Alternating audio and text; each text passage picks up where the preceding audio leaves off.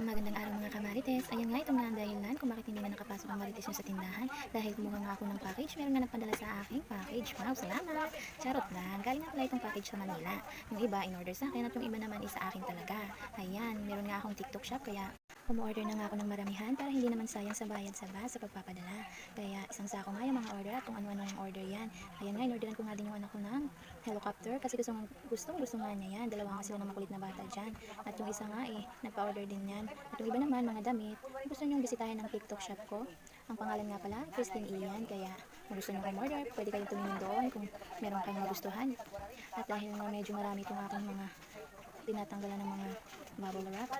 At karamihan nga dito sa akin mga package ay mga order din talaga sa akin. Meron nga umorder sa akin mga Gucci, mga sabon at meron din mga kung ano-ano lang, mga anik-anik. At syempre, in-orderan ko din ang aking anak para naman gumagamit na. At ito nga, may bata nga diyang maliit na tumapat sa camera kasi gustong gusto nakikita sa camera. At yung anak ko nga is, ayan, naglalaro na nga ng helicopter niya, tuwang-tuwa. At meron nga rin akong order dyan sa maliit na bata na isang mini tablet or toy. Ayan, may nagpadala din pala sa akin ng sunmig light. Oh, may pa sunmig light pa. At order nga din ako ng blower at kung ano-ano pa. Meron nga din short, 4 pieces, 199 lang. Free shipping na. Kaya kung gusto nyo umorder mga kamarites, bisitahin nyo lang po ang aking TikTok shop. At ito nga, order nga din ako ng isang brownies para sa anak ko at mga lotion nga pala dahil order din sa akin.